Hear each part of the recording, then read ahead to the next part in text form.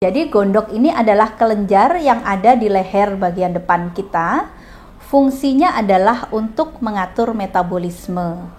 Ada beberapa gangguan atau kelainan yang terkait dengan kelenjar gondok ini. Nah, hipertiroid lebih sering timbul pada usia-usia subur dan lebih sering timbul pada wanita karena terkait dengan autoimun. Tetapi tidak menutup kemungkinan bahwa laki-laki juga menderita hipertiroid ini maupun hipotiroid.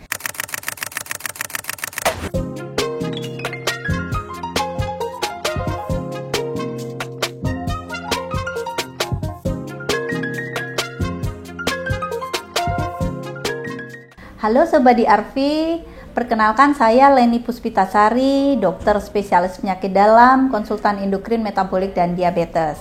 Hari ini kita akan membahas mengenai gangguan tiroid atau yang lebih sering kita kenal sebagai gondok. Jadi gondok ini adalah kelenjar yang ada di leher bagian depan kita. Fungsinya adalah untuk mengatur metabolisme. Ada beberapa gangguan atau kelainan yang terkait dengan kelenjar gondok ini. Jadi bisa terkait bentuknya. Jadi apakah dia bentuknya ada pembesaran, artinya ada tumor, atau dia tidak terbentuk. Atau yang kedua adalah gangguan dari fungsinya. Bisa lebih, bisa kurang. Jadi kalau ada masalah dengan kelenjar gondok, maka dua yang harus kita evaluasi atau kita periksa, yaitu bentuknya. Biasanya kita periksa dengan USG leher, atau yang kedua adalah fungsinya yang kita periksa dengan pemeriksaan darah. Jadi kalau terkait fungsi dari kelenjar gondok ini, dia mengatur metabolisme. Jadi kalau kelebihan dari fungsi kelenjar gondok ini kita sebut dengan hyperthyroid, maka metabolisme kita akan cepat. Kalau kurang, maka kita sebut dengan hipotiroid, maka metabolisme kita akan lambat. Jadi apa saja sebetulnya gejala dari kelebihan fungsi dari kelenjar gondok ini? Ya, tentu saja adalah hipermetabolik, metabolismenya jadi sangat cepat. Biasanya ditandai dengan penurunan berat badan tanpa sebab yang jelas, kemudian gemetar, juga ditandai dengan berdebar-debar, kemudian bisa juga mudah cemas, berkeringat berlebihan. Itu kemudian BAB sering. Nah, itu adalah beberapa gejala dari kelebihan hormon tiroid atau hipertiroid ini. Nah, gejala kekurangan hormon tiroid atau hipotiroid tentu saja kebalikannya. Berat badannya cenderung naik, kemudian ada bengkak, puffy face ya. Jadi wajahnya itu lebih cenderung tembem ya, kita bilang bengkak, kemudian agak tidak bersemangat. Kemudian moodnya lebih sering depresi, BAB-nya jadi sulit, kemudian lemes ya, dua-duanya lemes tapi beda. Kalau hipotiroid atau kekurangan hormon tiroid ini, dia lemasnya jadi tidak bertenaga. Tapi kalau hipertiroid dia lemes karena kehabisan tenaga seperti itu. Jadi memang ada perbedaan gejala dari hipo dan hiper. Nah, kedua-duanya menimbulkan bahaya terutama pada jantung. Nah, sebagian besar gangguan tiroid, gangguan fungsi tiroid itu sebagian besar adalah kelebihan hormon hipertiroid.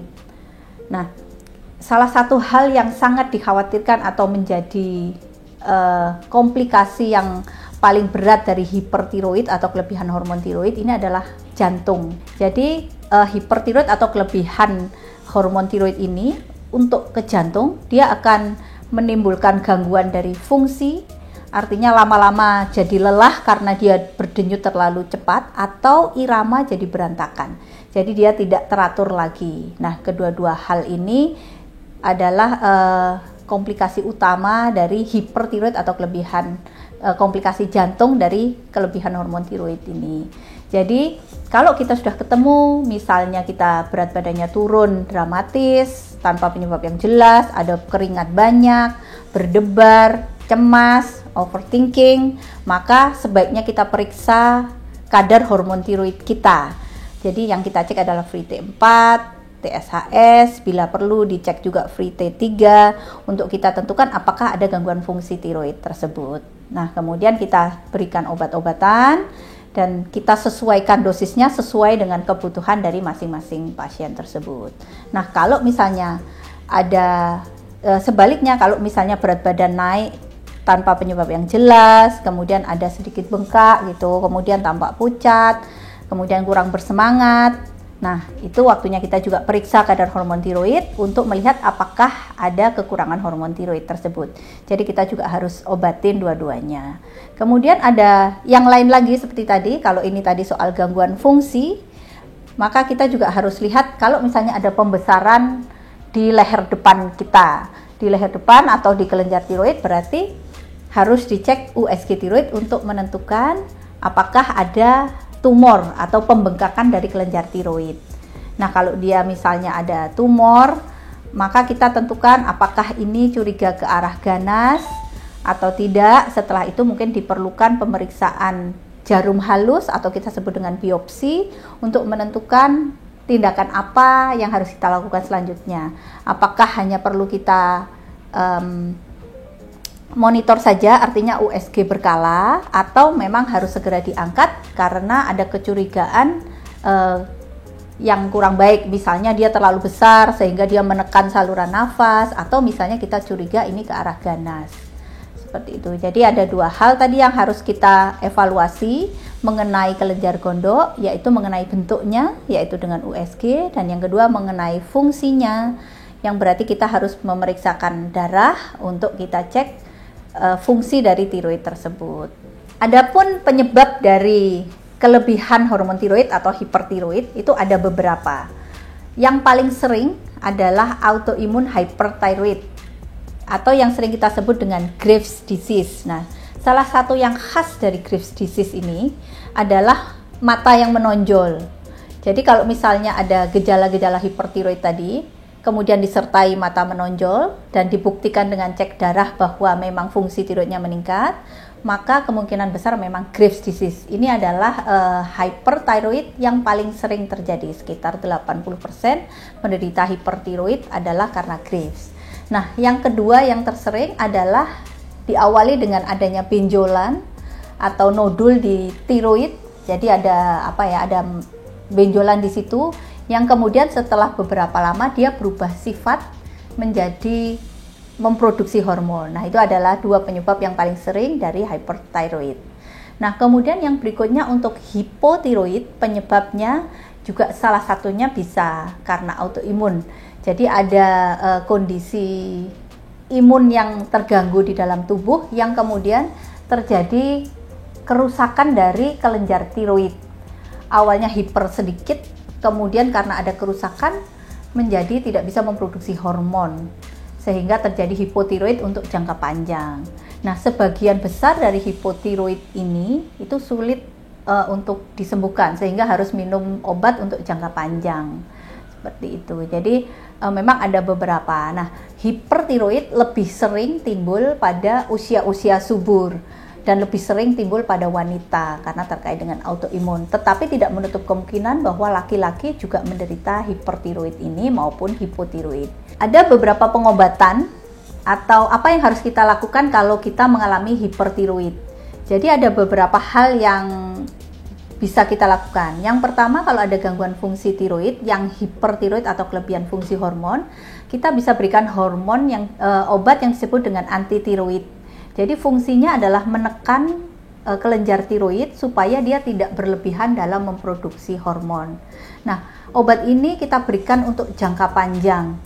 Awalnya kita berikan dosis besar, kemudian kita cek fungsi tiroidnya, kemudian kita sesuaikan lagi dosisnya sesuai dengan kebutuhan dari masing-masing tiap individu. Biasanya kita dari dosis besar, kemudian lama-lama turun menjadi dosis yang terkecil yang stabil. Jadi kalau nanti sudah normal, itu tidak berarti kita bisa stop obatnya dulu, tapi biasanya kita pertahankan untuk jangka waktu cukup panjang, sekitar 2-3 tahun, setelah itu baru kita turunkan. Nah, berikutnya adalah radioaktif iodium. Jadi kalau misalnya pasien tersebut mengalami hipertiroid yang sulit dikendalikan dengan obat, misalnya udah kita berikan obat tapi tetap hiper terus, atau misalnya kondisi jantungnya tetap berdebar terus walaupun fungsi tiroidnya bagus, maka dipertimbangkan untuk dilakukan radioaktif iodium namanya.